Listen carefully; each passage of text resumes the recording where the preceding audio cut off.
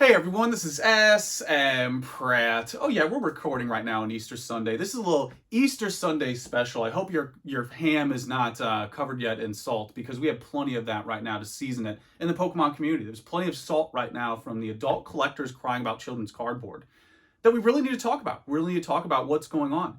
And the best way to do that is talk about this Typhlosion 17 card right here, PSA 9, recently sold for $1,000. And that put people into a conniption. There are a lot of adults out there who think that they're a victim because this card sold for $1,000. So we're going to talk about that. We're going to talk about how sad it is that, these grown men can't buy a children's card. It's really a tragedy. I know there's a worldwide pandemic going on. I know there's people actually losing their lives. And there's a lot of serious things happening all the time. But don't worry. We really need to hear the story of probably the mid-20s person who's upset that another mid-20s adult bought a card for more than they did. So let's start with the Typhlosion 17. Let's do a little background, because Easter is all about history and tradition. Typhlosion 17 was selling at, 500-ish? Mid-hundreds? Nobody cared. That's fine. That's completely reasonable. But $1,000.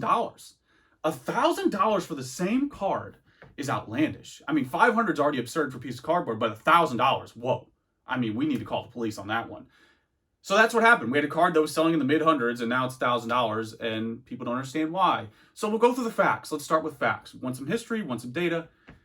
Typhlosion 17 has always been hard to grade. It's a nightmare scenario. It's got everything wrong with the card. It is by far one of the most nightmare scenarios. It's got whitening issues, centering issues, print lines. If that's not enough, it has this bonus round, this little red dot that appears sometimes next to the logo. Sometimes PSA treats as damage. Sometimes they don't. It's got everything you don't want.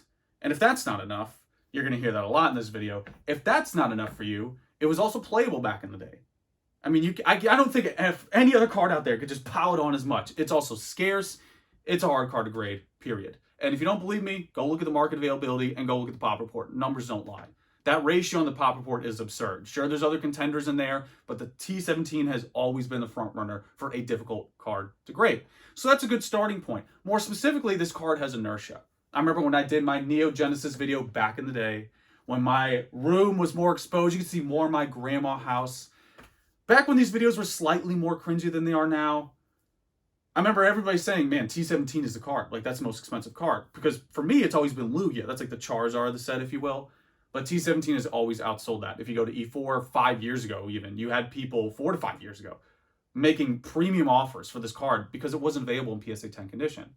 So fast forward to today, this card sold in PSA 10 for $10,000, somewhere around there in the 5-figure range. So naturally, what's that probably going to do? Probably going to increase the price on the other grades. I don't know. That's usually what happens in all other hobbies all the time. But for some reason, that bothers people. So let's go a little deeper into this. Let's go outside the hobby. Wayne Gretzky rookie, PSA 10 has 2 examples, $500,000. PSA 9 sells for about $30,000. Let's go back to the Pokemon Playground for a second. We have people losing their minds at $1,000. Meanwhile, PSA 10 or PSA 9 Gretzky at $30,000. PSA 10 $500,000. Pokemon Playground 1,000. PSA 10 Gretzky rookie $500,000. PSA 10 Typhlosion 10,000. $500,000. Just want to make sure that people understand $500,000 is more money than 10,000. Just want to make sure people understand that money's out there in collectible markets. The PSA 9 Gretzky is the new 10. The PSA 9 Typhlosion is the new 10. What do I mean by that? You have more people funneling into it because the 10 is out of reach. It's in a different category. This isn't something even like Charizard First Edition, which has over 100, which is still pretty much nothing. It's not even something like, your modern cards where there's thousands of copies in 10. This is a handful of copies. This is like trophy card territory. It's so freaking scarce and hard to find that you're just never going to have enough supply to meet demand, which is why naturally it earns a premium. So going back to this idea of new 10, the 9 is going to be the new 10 not only because the 10 is out of reach, but also because of the cost of capital. There are more people who could spend $1,000-ish than there are who could spend tens of thousands-ish dollars. If that's not enough for you, here's some more facts. The objective average monthly discretionary income for adults in the US is $1,700 per month. Now, there's a lot of adult terms there, so let me slow it down a bit. That means the amount of money you could spend on average as an adult in the US outside of bills and necessity is averaging at $1,700, which is more than what this card sold for. If that's not enough for you, iPhones sell for about $1,000 now, and they sell in the tens of millions every year, and nobody bats an eye. because this is the average discretionary income spending range. So this is literally par for the course. When you look at everything, it's par for the course. And I'm sure there's going to be people like, oh, well, you're saying that because you sold it. I'm sure there's going to be some SalT, some tag, some Instagram story, something. There's going to be some new thing that's going to spring out of the SalT factory, the never-ending SalT mine, which is great because that's where I want to go. That's what I want to talk about here. I really want to season your ham and your mashed potatoes this Easter with the SalT of the Pokemon community. A couple things I want to talk about under the main category of why this doesn't matter is, number one, market self-regulate.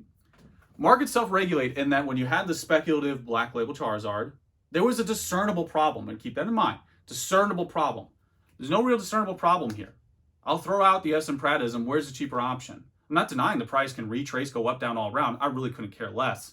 The bottom line is you don't have that availability right now, where with the Charizard, you did. You had so much availability. In 1 week, it hit the highest grade ever. And then now I think there's more Black Labels than this card in 9, which is ridiculous. That's why it came down. And keep in mind, coming down is still in the 1,000-ish range. It didn't come down to $100. It's still in that range of average discretionary income. Whoa. Some reason this math checks out all the time. I don't know why. I don't know why these numbers and patterns keep happening. So at the end of the day, these people still having a conniption that can't keep it together. The other point under why this doesn't matter. Lower grades exist. Ungraded copies exist. I just bought a couple under $100. I buy these all the time in collections. Every week I'm buying someone's collection. Buy these cards all the time. Sometimes it's WotC, sometimes it's Japanese promo, sometimes it's both, sometimes it's sealed product. And I'm just the sperm of the sperm whale.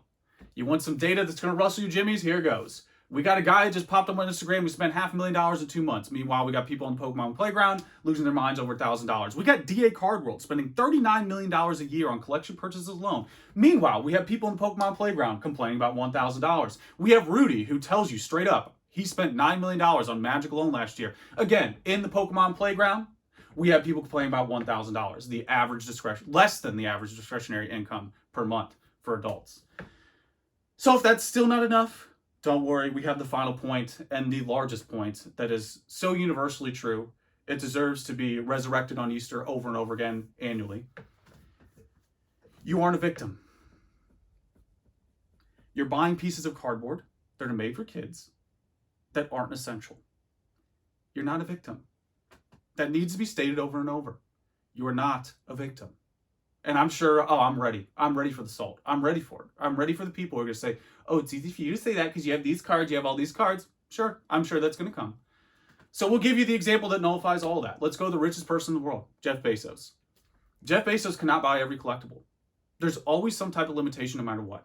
Capital is always limited, even if you're the wealthiest person in the world. You could do the DBZ fusion dance with Warren Buffett, Bill Gates, resurrect because it's Easter, resurrect Rockefeller, resurrect all the wealthiest people in the world. They still can't buy everything. You're always going to be limited. It's all relative. For me, I don't have a Honus Wagner. I don't have original artwork. There's always something that's going to be limited. Again, the wealthiest person still can't own everything. So they aren't a victim, and you aren't a victim. Because it's non-essential. It's non-essential. It's the most non-essential thing ever. If we're talking respirators, face masks, medicine, gas, food, hand sanitizer, absolutely. That's a very valid scenario. It's a very valid point. We're literally talking about children's cardboard. Like, this is ink on cardboard. Like, I love this stuff to death. I love it to death. But you got to keep it in a context. Got to keep it in a context. I love eating cookies, okay? But I'm not going to just inhale cookies all the time because I'll be looking like a Snorlax. That's how you got to look at this stuff. You can't have this unhealthy perception that keeps people, usually in their mid-20s, down and doing nothing meaningful because they get stuck in the SalT. They get stuck in this unexamined SalT. It's got to be a problem.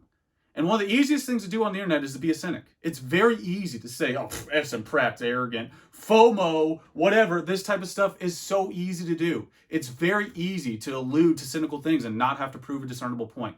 Again, going back to the Charizard, there was a discernible point with that card. The discernible point was there's probably going to be more copies coming in. And within weeks, months, immediately, it doubled, quadrupled, the amount of copies going in and getting that grade. Where with this card, you cannot find a cheaper option. And it's always been that way. Where the card was at $500, I couldn't find it at sitting at $50 PSA 9. It's always been this way. The price point is just ultimately a reflection of what everyone is willing to pay. That's it. And sure, some of that might be speculative. Some of it might be hype. But markets self-regulate. It might take it back down. If this goes to $2,000, $3,000, whatever, sure, it might come back down. It's probably not going to come back down to $500. I'm sorry. That doesn't make any sense. Go look at the SalTPratte price as well. That's one more data point that I forgot about. SalTPratte, when this was sitting at like $500, SalTPratte was like $2,500 for a box, somewhere in there. It's like 3 times the price now. So again, where are you going to get this stuff with that old time cost? Unless you have a time machine. Unless you got the little, talk about DBZ, the little Trunks time machine where he just comes in, beats Frieza, goes away. Unless you got that future Trunks access, I don't know how you're going to get those time machine prices. I really don't. I don't know where this exists. So again, this emotional bidding, this victimhood as an adult who can't buy children's cardboard at the price you want, I don't know what to tell you besides you're not a victim. I'm not a victim when I can't afford something. And to really hammer that home, I lose auctions, okay? I don't win every auction I bid on. People outbid me all the time.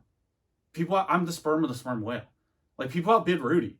People outbid Jeff Bezos. I'm sure if Jeff Bezos won that $500 million Da Vinci painting, he was probably outbid. Because you don't win everything all the time. Even if you have more capital or have more cards or whatever it is. Whatever new conspiracy theory, emotional, internet cynicism, tip fedora things happening, it's all just talk. And this is nothing new. It'll happen again. This Easter, it's T17. Next Easter, it'll be something else. Every month, there's a new thing. It's happened forever and ever and ever. And all I'm trying to give you, pro tip right here, $1 million advice for free. Don't waste your time with it. Don't waste your time getting lost in it. Just look at the data. Look at the reality of the card. There's a reason why this card is doing what it's doing. Sure, it can come down, move up, down, all around. Don't expect it to go back to 2016 prices. You got to keep this stuff in context. You got to keep your ear to the ground. And keeping your ear to the ground is getting off of Instagram stories, getting off of this noise that is not productive. It's not tangible. There's no discernible point. It's just SalT. From adult collectors upset about children's cards. So there it is, guys. In all seriousness, I hope your Easter's good. I hope you enjoy the holiday. Keep in mind, there's a worldwide pandemic going on right now. This shit doesn't matter. It really just doesn't matter. I hope this does give you emotional satisfaction as it did for me. But keep in mind, this is not what matters right now. People are upset about whatever price change it is. Grow up. Seriously. We got stuff going on right now that's much bigger than your entitlement to cards you don't own. It's that simple. And I'm sorry it's a bit harsh. Don't like being that way, but it's got to be said because, you know, this one went out of control. It's going to happen again. Whether it's T17, Mario Pikachu, I don't know. Snorlax, Fire Energy, who knows? Who knows what the next one's going to be next month, but it's going to happen again. The SalT mine is always in production in this hobby. But there it is, guys. You know the deal. Let me know how you feel. Seriously, enjoy the holidays. Remember what's important. Not children's cardboard as much as surviving this plague. So there it is, guys. Till next time.